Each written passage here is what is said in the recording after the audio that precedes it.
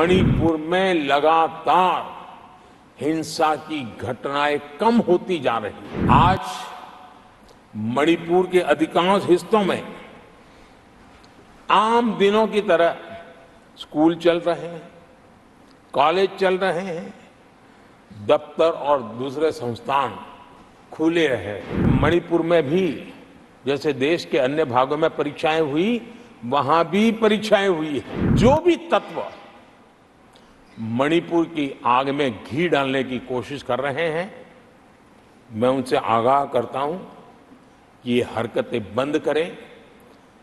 एक समय आएगा मणिपुर ही उनको रिजेक्ट करने वाला है, ऐसे लोगों को। आदरणीय सभापति जी, मणिपुर के संबंध में मैंने पिछले सत्र में विस्तार से बात कही थी, लेकिन आज मैं फिर से एक बार दोहराना चाहता हूं। मणिपुर की स्थिति सामान्य करने के लिए सरकार निरंतर प्रयासरत है। वहां जो कुछ भी घटनाएं घटी, 11,000 से ज्यादा एफआईआर की गई है। मणिपुर छोटा सा राज्य है, 11,000 एफआईआर की गई है। 500 से ज्यादा लोग अरेस्ट हुए हैं। आदरणीय सभापति जी, इस बात को भी हमें स्वीकार करना होगा कि मणिपुर में लगातार हिंसा की घटनाएं कम होती जा रही है।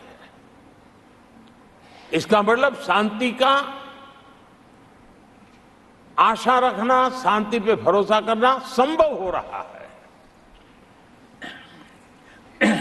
आज मणिपुर के अधिकांश हिस्सों में आम दिनों की तरह स्कूल चल रहे हैं, कॉलेज चल रहे हैं, दफ्तर और दूसरे संस्थान खुले हैं।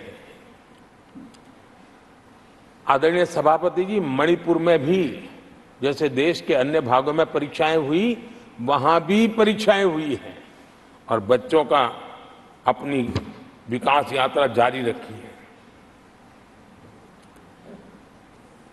आदरणीय सभापति, केंद्र और राज्य सरकार सभी से बातचीत करके शांति के लिए, सौहार्द रास्ता खोलने के लिए लगातार प्रयास कर रही है।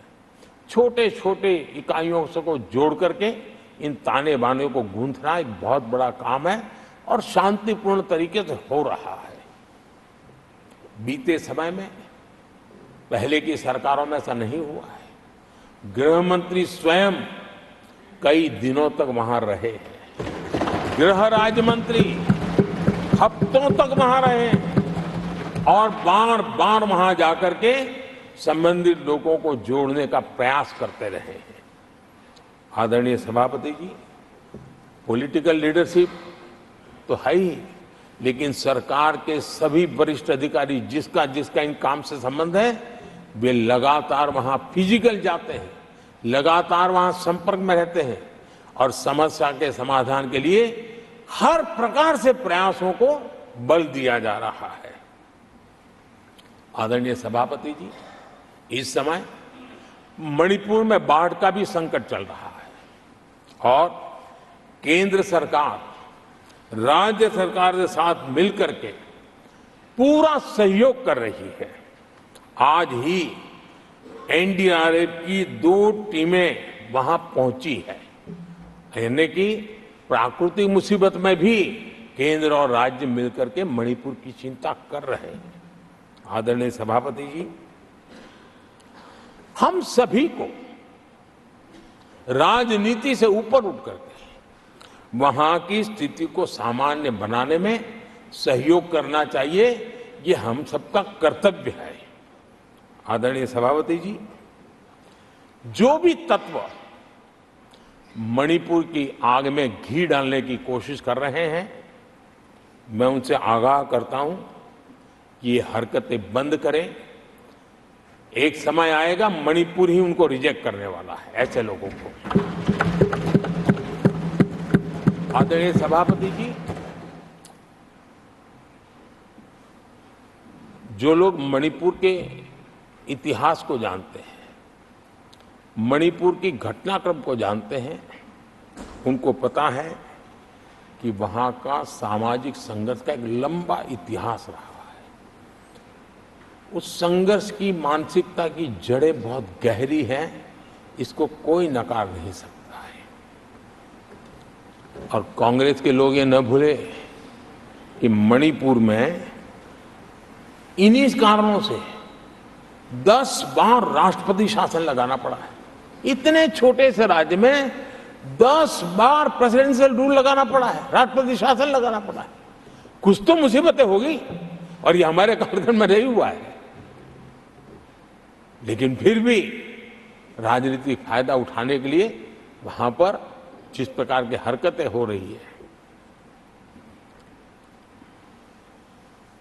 और राष्ट्रपति जी, आदरणीय सभापति जी, मैं इस सदन में देशवासियों को मैं बताना चाहता हूं, 1993 में मणिपुर में ऐसे ही घटनाओं का क्रम चला था और इतना तीव्र चला था, इतना व्यापक चला था, वो 5 साल लगातार चला था।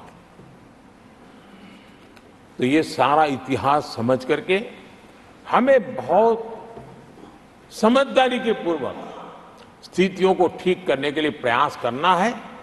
जो भी इसमें सहयोग देना चाहते हैं, हर एक का सहयोग भी हम लेना चाहते हैं, लेकिन हम सामान्य स्थिति को बरकरार रखने में, शांति लाने में भरपूर प्रयास कर रहे हैं। Subscribe to Midday India. Get direct notifications on all our videos by clicking on the bell icon.